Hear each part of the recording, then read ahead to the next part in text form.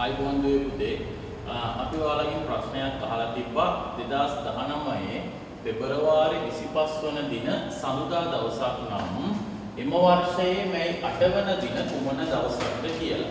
හරි. දැන් ශිෂ්‍යත්ව විභාගයේ මේ තරඟ විභාගයේ ඉස්සරහට එන හන්දා මෙන්න මේ දින දර්ශන සම්බන්ධ ගැටලුවක් අපි මෙතෙන්දී කතා කරන්න හිතුවා.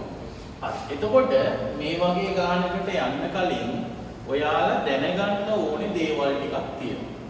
එතකොට ඔයාලා දැනගන්න ඕනේ දේවල් ටික තමයි පළවෙනි එක අධික අවුරුදු.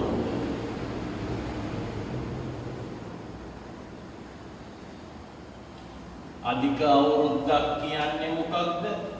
ඊළඟ එක මාසයකට ඇති දින ගණන.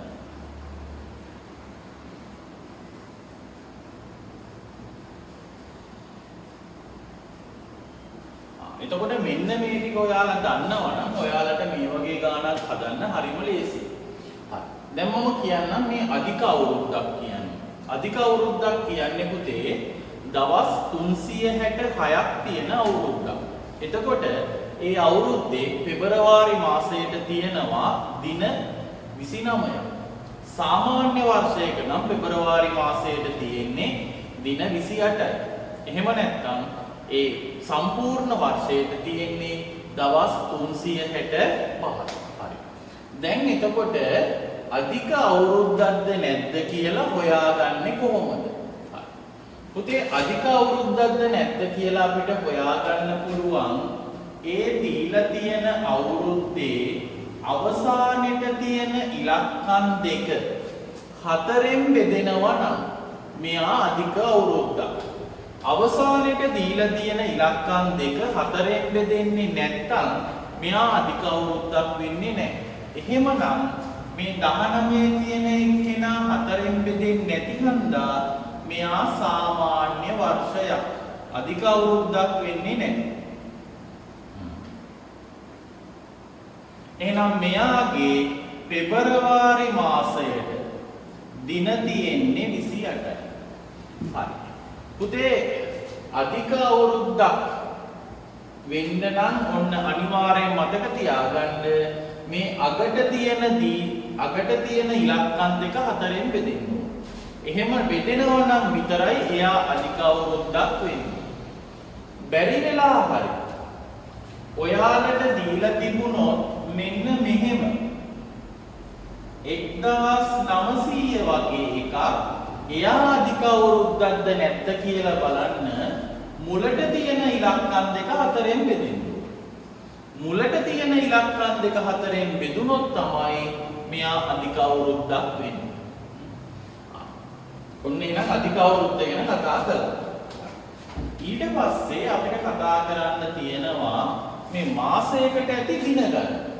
එතකොට ඒ ටික ඔයාලා හොයාගන්න දන්නවා ජනවාරි මාසයේට දින 31යි පෙබරවාරි මාසෙට දින 28ද 29ද එහෙම. ඒක හොයාගන්න ලේසි විදිහක් තියෙනවා. ඔයාලගේ මෙන්න මේ අත පිට මොළවලා ජනවාරි, පෙබරවාරි, මාර්තු, අප්‍රේල්, මැයි, ජූනි, ජූලි, අගෝස්තු, සැප්තැම්බර්, ඔක්තෝබර්, නොවැම්බර්, දෙසැම්බර් කියලා ගණන් කළාම මේ උඩට එන ඒවට තියෙන්නේ දින 31යි. යටට එන ඒවට තියෙන්නේ මෙන්න මේ නිම්න වලට එන ඒවට තියෙන්නේ දින 30යි. පෙබරවාරි වලදී විතරක් 28ක් හෝ 29ක් වෙනවා. ඒක මතක තියාගන්න ඕන. ඔන්න මේ ටික තමයි අපිට ප්‍රධාන වශයෙන් ඕන වෙන්නේ. ඊට පස්සේ අපි යන් මේ ගාන හදන්න.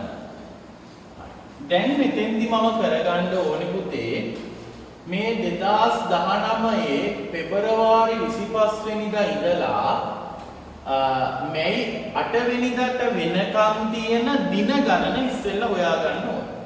එහෙනම් මම මේ අදාළ මාසවල කොච්චර දින ගණනක් තියෙනවද කියලා බලන්න. හරි.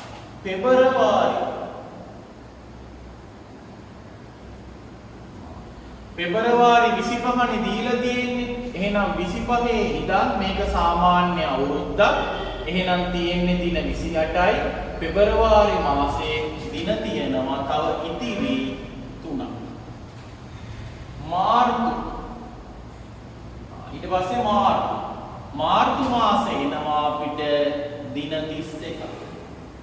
ඊට පස්සේ අප්‍රේල්. අප්‍රේල් මාසෙට එනවා දින 30. ඊට පස්සේ මැයි මාසේ. මැයි මාසේ මම බලන්නේ මැයි 8 වෙනිදාට තියෙනවා දින 8. එහෙනම් මේ සේරම එකතු කළාට පස්සේ මට එනවා 3 1 4 8 4 12. ඔන්න මට ආවා පෙබරවාරි 25 වෙනිදා ඉඳලා මැයි 8ට වෙනකම් දින 72ක්.